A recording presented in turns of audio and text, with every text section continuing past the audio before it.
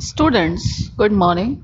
This is your second video of chapter 6 Landforms of the Earth. Now, our topic is plateau. Students, do you know what is plateau? See, listen carefully.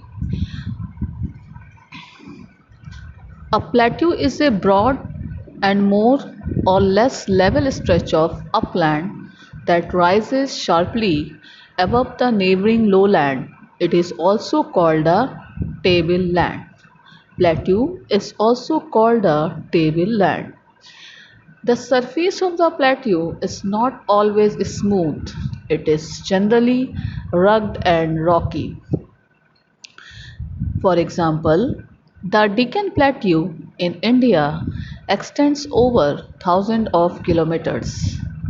The Tibet Plateau is the highest in the world. It is therefore called the roof of the world. The Tibet Plateau is also known as the roof of the world. There are large plateaus in Africa, Australia, Asia, North America, and South America. The plateau land is generally rich in minerals deposits. Like the mountain regions, life in the plateau regions is also very hard. Land is not smooth, so it hinders the laying of roads, railways, and canals. As such, these areas are not also so much populated. Student, again I am repeating, plateau is also known as tableland. It is the one of the most important landforms of the earth, which created by geological forces and movements of the earth plates. It is a raised ground or a highland with relatively flat terrain. Plateaux cover about 45% of the Earth's surface and are found both on land and in the oceans. Higher plateau regions are often suitable for grazing of livestock, and lower plateau regions are useful for farming. A plateau differs from a mountain as a mountain and a jagged peak at the top. Plateaus are formed either when mountains get worn down or when a large portion of flat earth is pushed up from the earth. On the basis of their geographical location and structure of rocks, plateaus are many types. Plateau is an area of more or less level highland elevated thousands of feet above its surrounding. It is like a flat topped mountain. Since plateaus have a flat top and steep slopes which rise sharply, they are known as tablelands. The plateaus have a flat rolling or a hilly surface which is generally rugged and rocky. Rivers cut deep valleys and canyons in the plateau regions. Plateaus are the oldest landform on Earth. Most of the continents have plateaus which cover a big part of the Earth's land surface. Western Australia is a plateau. Most of the continent of Africa is covered by plateau. Now, there are three types of plateau. Intermontane plateau. Students, what is intermontane plateau? See, intermontane plateau, which are surrounded partially or completely by mountains, are called intermontane plateau. You can see in this picture, the plateau of Tibet in Asia is the highest intermontane plateau in the world. Intermountain plateau which border a fold mountain range or are partly or fully enclosed within them are called the intermountain plateau. Vertical movements raise these extensive landforms of nearly horizontal rocks to thousands of meters above sea level. The extensive and over 4,500 meter high Tibet Plateau is one such example. It is surrounded by fold mountains like the Himalayas, Karakoram, Kunlun, and Tian on its two sides. The Tibetan Plateau is the highest and largest plateau in the world. The plateaus are rich in minerals. This plateau contains the two highest peaks in the world, Mount Everest and Mount K2, and has the deepest canyon in the world, the Yalang Jambo. The plateau of Colorado is another well-known example, over 1 kilometer high, into which rivers have cut the Grand Canyon and a series of gorges. The plateau of Mexico, Bolivia, and Iran are some examples of intermountain plateau. Next is Crustal Plateau. Crustal Plateau, it is also known as Continental Plateau. These are formed either by an extensive continental uplift or by the spread of horizontal basic lava sheets, completely covering the original topography to a great depth. The volcanic lava covered plateau of Maharashtra in India and Snake River Plateau in northwest USA are the example of this type. This type of plateaus are the plateau of accumulation. All continental plateaus show an abrupt elevation in contrast to the nearby lowland or the sea. As compared to other types, these plateaus cover a vast area like the Great Indian Plateau and those of Arabia, Spain, Greenland, Africa, and Australia. They may be tilted on one side without any disturbance in the horizontal nature of underlying rock strata, as in the case of the Great Indian Plateau.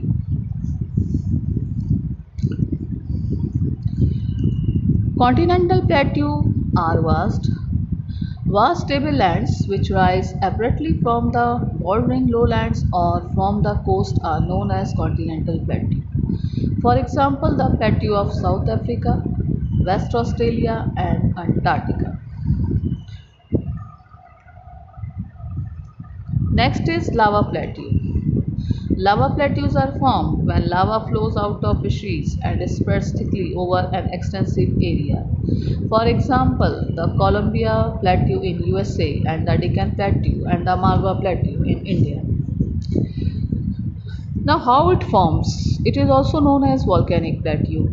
When the lava comes out on the surface of the earth as a result of volcanic activities and spreads in the surrounding areas and forms lava plateau. For example, the southern plateau of India and the plateau of Colombia.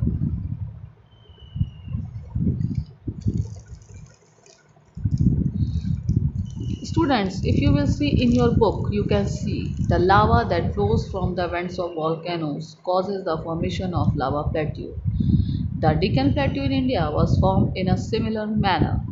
The Columbia Plateau covers about 5 lakh square kilometers of the Earth's surface.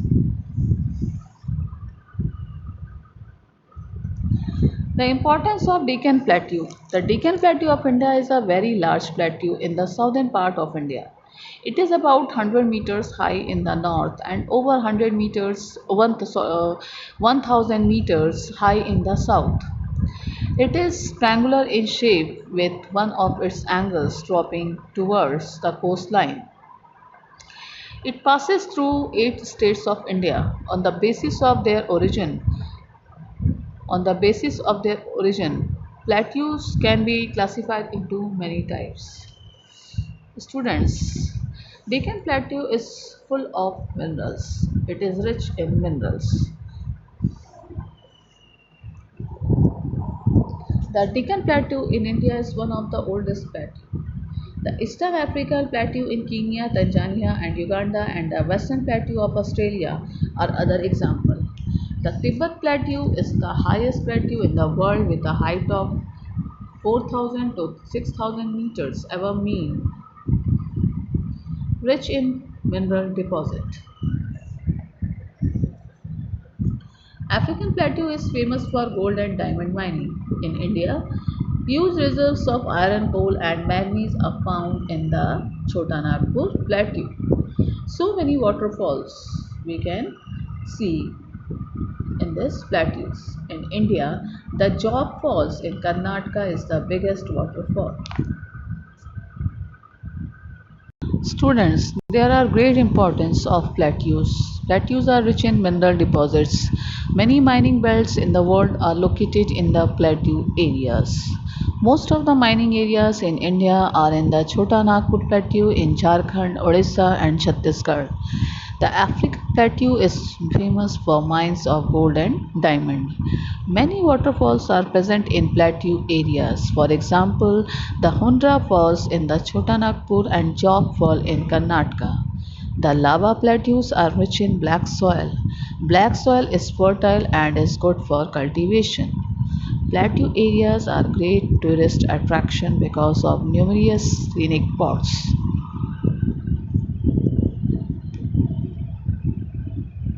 Now students, plains. What is plains? Plains are flat surfaces at low levels, also known as lowlands. Most of the plains are formed by rivers and their tributaries. The rivers flow down the slopes of mountains and erode them. They carry forward the eroded material and deposit their load along their courses and in their valleys. It is from these deposits and in their valleys it is formed, these deposits and plains are formed over a long period of time. Coastal plains are made up of bits of rocks that are carried along from rivers to the ocean or are worn away from rocks along the seashore. Sometimes inland plains are formed when seas or lakes get filled in with sediment or soil and become flat plains. A lot of flat lands are available in plains. Also, the available land is generally fertile. Hence, plains are the most useful areas for human habitation as well as for cultivation. Transport network can also be easily constructed in plains. Thus, plains are very thickly populated regions of the world. Some of the important plains in the world include Great Northern Plain of United States, Western Plain of Australia, Hango Plain in China, Po Valley in Italy, and Indo-Gangetic Plain in India.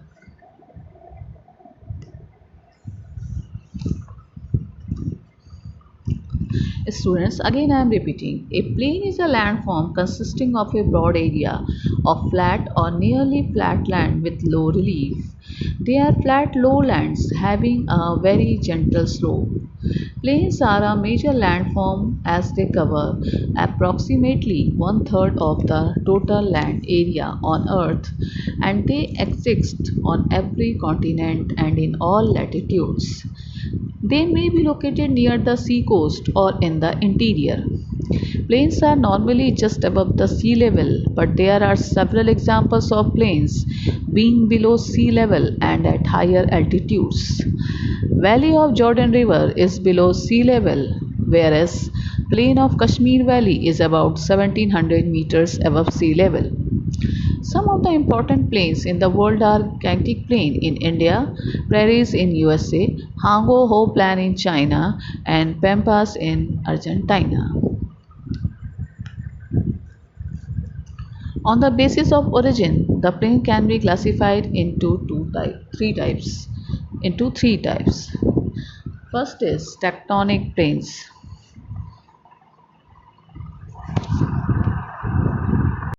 Number first is tectonic plates. These are formed by internal forces causing uplift of sea coast, such as the low-lying coastal plain of the Malabar coast along the western sea coast of India. Students, these are formed by internal forces. Internal forces, for example, Malabar coast and the western sea coast of India. These are the examples of tectonic plains. Okay. Next is erosional plains. Erosional plains, these are formed when the action of rivers, glaciers, and wind erode higher levels of land for years. The interior plain of Canada have been downcut by erosion.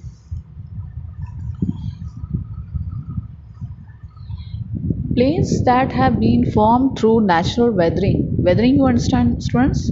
Weathering, natural weathering by water, river, wind, or glaciers are called erosional plains.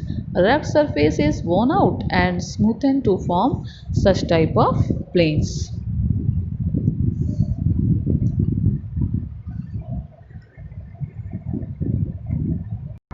Students, the erosional plains are formed due to the denudation work on mountains or plateau regions. These plains can be formed by rivers, glaciers, wind, and sea waves. Such plain areas are never smooth. The Canadian Shield and the Siberian Plains are good examples. As far as human civilization is concerned, the plains are far more important than the mountains and the plateaus. Due to level relief of plains, almost all economic activities such as agriculture, irrigation, industries, mean of transport can be carried on smoothly in the plains. Thus, more than 80% of the world's population live in plain areas. The soils are generally fertile. These make agriculture easier and more profitable. Next is depositional plains. The depositional plains are formed by the filling of lakes and other depressions by sediments brought down by the rivers, glaciers, wind, etc. The plains formed by the river deposit are called the alluvial plains, such as the Gangetic Plains in India. When the plains are formed by the glacial deposit, like in Canada, they are called the drift plains. When wind is the main agent of deposition, they are called the Loess plain, as in northwestern China. Such plains are very fertile and help grow different type of crops. Depositional plains are formed by the accumulation of deposit. These are of many kinds. Alluvial plains are formed by the deposition of silt, gravel, particles of sand, etc. by rivers, which accumulate over time, such as the Indo-Gangetic Plain. Till plains found in North America and Europe have been formed by glacial deposit of clay, sand, gravel, and boulders carried by ice. Wind action accumulates sand to form desert plains such as the Sahara Desert.